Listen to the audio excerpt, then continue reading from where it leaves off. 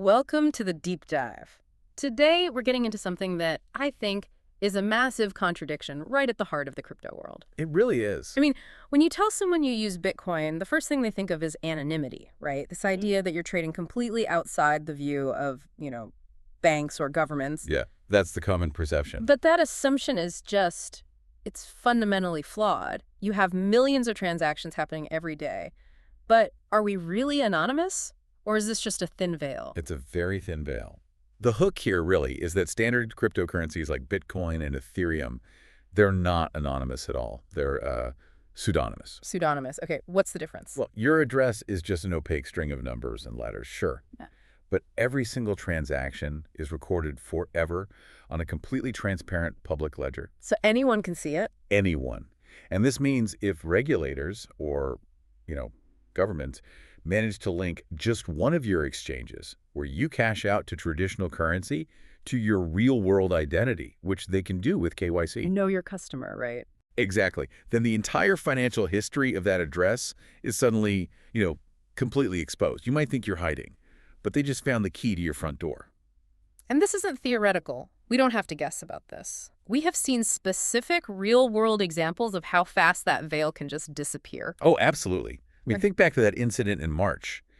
A huge, very well-known crypto exchange acting on regulatory pressure just instantly blocked over 25,000 wallets. Just like that. Just like that, no warning. Yeah. They linked those addresses to specific activities that governments had flagged, and that level of rapid centralized action should be a real wake-up call. It confirms that harsh reality. In the eyes of a regulator, you are essentially a transparent person. Exactly. Your identity might be masked for a bit, but your history is public and it's permanent. Which brings us to today's deep dive. Privacy coins. These were created for this exact reason, to solve that transparency problem. They're unique cryptocurrencies designed to genuinely mask the network fund flow, so they hide both the parties in the transaction and the amount being sent. That's the goal. True anonymity. So today we're going to dissect the big three. That's Monero, Zcash, and Dash. And then we'll look at the real cutting edge of privacy infrastructure. Yeah. Fascinating new project called Seismic, which takes a totally different angle. Very different angle, yeah. Okay, let's unpack the tech. If Bitcoin is just this transparent ledger, how do these specialized coins actually manage to create this opacity? What are the secrets they're using? Well, the secret is all about deep layered encryption that's designed to scramble all that sensitive transaction metadata. We're moving away from simple public ledgers to really complex cryptographic proofs. Okay. The first, and maybe the most famous technology, is something called zero-knowledge proofs, or ZKPs. The core idea is actually brilliantly simple. You can mathematically prove that a statement is true without revealing the underlying data that makes it true. So you verify a transaction's legitimacy, that the sender has the funds, that they're authorized. Without showing who the sender is, who the receiver is, or how much was sent. Exactly. That's the classic analogy, isn't it? Proving you have the key by opening the door, but you never actually show anyone the key itself. That's it, precisely. It lets the network confirm everything is valid without revealing any private details. Now, the second major technique, which Monero uses heavily, is ring signatures. Ring signatures. So imagine you're standing in a crowd of, say, 10 people, and one of you signs a document. With a ring signature, your transaction gets mixed with the transactions of several other users. They call them the ring members. So you're hiding in the crowd. You are hiding in the crowd. An outside observer can mathematically verify that someone in that group authorized the payment, but they can't tell which specific person it was. It creates this powerful anonymity by just blending everyone together. So ZKPs hide the what's and ring signatures hide the who. What's the last piece of this puzzle? That would be stealth addresses. This is critical. For every single transaction, a unique single-use public address is generated. A new one every time. Every single time. This is so important because it breaks the link between transactions. If you send money to me 5 times, an observer would just see 5 payments going to 5 totally unrelated one-time addresses. They could never link them all back to me. So those 3 tools, ZKPs, ring signatures, and stealth addresses, that's the foundation of real on-chain privacy. That's the toolkit, yes. All right, now that we have the toolkit, let's see how the biggest players actually use it. Let's start with Monero, XMR. It's the highest market cap, most widely used privacy coin. It's been around since 2014. Right, and Monero is maybe the the purest expression of the privacy ideal. Hmm. And that's because it mandates privacy by default. Mandatory. Mandatory. It uses those robust ring signatures and stealth addresses for everything. Every single transaction on the Monero blockchain is private. There is no option for a transparent public transaction. So they chose ideology over, let's say, regulatory friendliness. That's a perfect way to put it.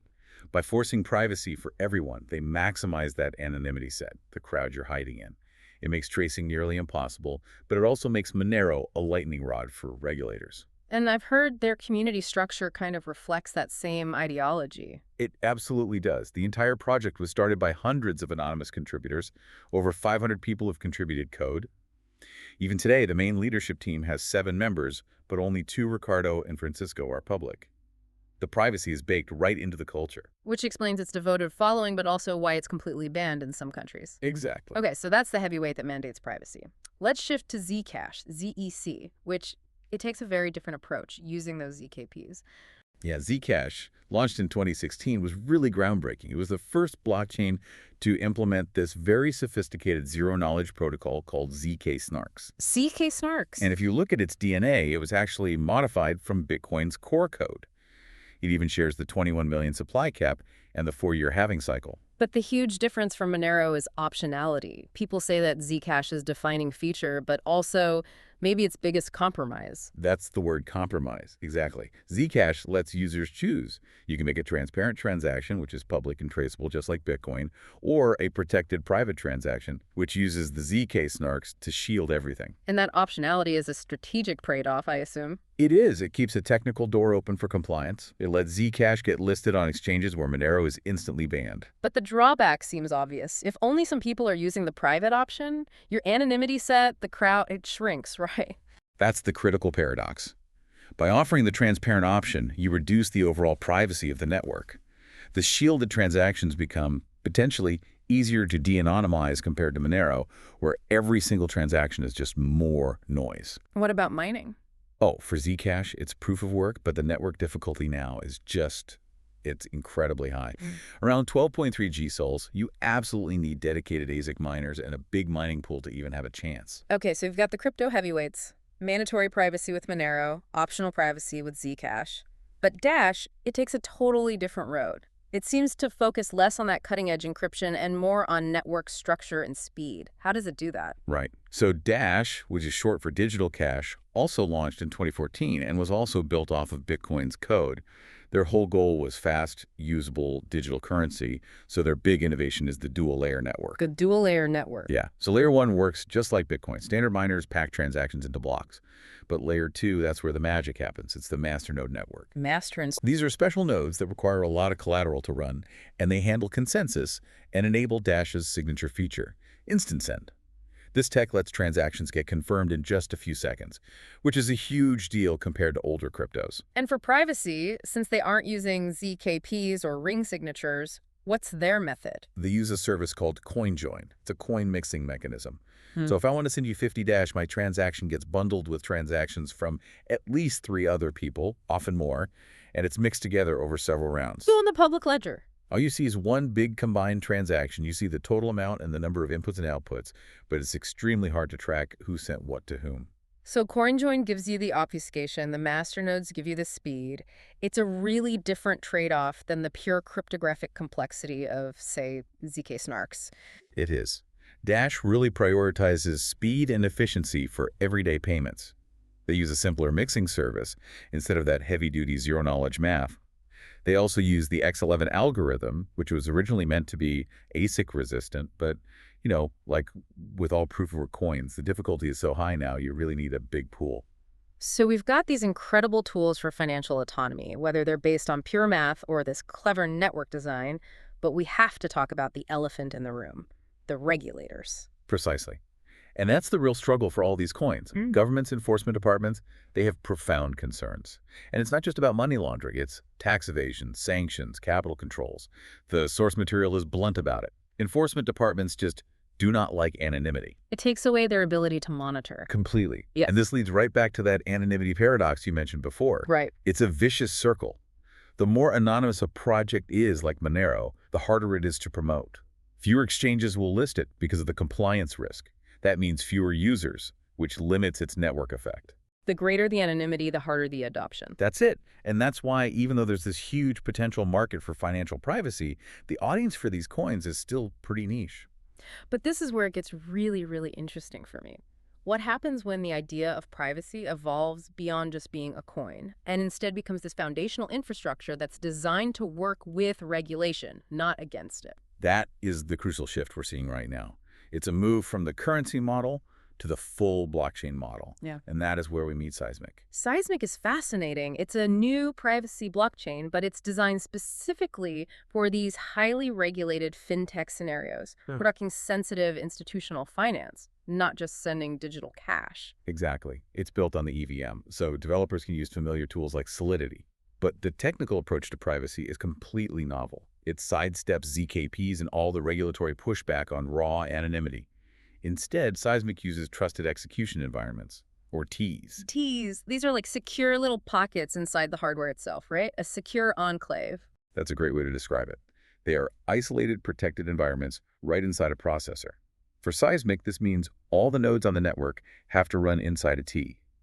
Data goes in encrypted, it's processed privately inside that secure enclave, and it only leaves once it's encrypted again. So no one can see it, not even the person running the node. Not even the node operator. It guarantees privacy by default, but at the hardware level, not just the software level. And this T approach lets them offer features that just weren't really feasible with a ZKP model. Absolutely. They have these sophisticated new tools like shielded data types for things like integers or addresses, along with private storage. This whole architecture is perfect for highly sensitive data, where you need the network to verify a calculation without ever seeing the inputs. Like for clearinghouses or complex settlements in finance. That's the perfect use case. And we already have a real-world example of this working. Right. The first app built on Seismic. It's called Brookwell. Brookwell is designed for handling deeply personal, sensitive financial stuff, payroll, rent payments, structured finance products. Its whole job is connecting crypto rails to traditional finance while guaranteeing user data is protected. It proves this model can work in the most sensitive spaces. And the market is clearly paying attention.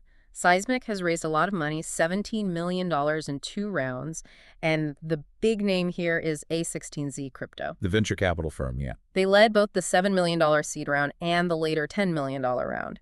That level of institutional confidence, it suggests they believe TEEs might be the key to unlocking mainstream privacy adoption. Get a huge vote of confidence. So when we put this all together, what does this all mean for you, the learner who's interested in financial autonomy and the future of money? Well, it means you have to differentiate between the illusion of anonymity that you get with standard crypto and the true engineered privacy from specific tools.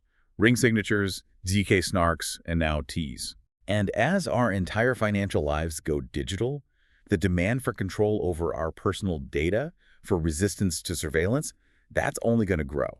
This specialized market for real privacy solutions has massive long-term potential, even with the regulatory hurdles. And the technical progression seems so clear. We're moving from privacy as a feature of a currency, like with Monero, to privacy as the foundation of a whole compliant infrastructure, like Seismic's T platform. And that just raises a huge question for everyone listening. It does. I mean, if these technical implementations like TEEs can actually prove that they prevent illicit use, maybe by allowing for secure private auditing, will regulators eventually be forced to accept this new hardware-enforced technical privacy? Or will that fundamental anonymity paradox, where high privacy just kills adoption, continue to limit true financial autonomy around the world? That's the tension. That is the tension that is going to define this entire space for the next decade.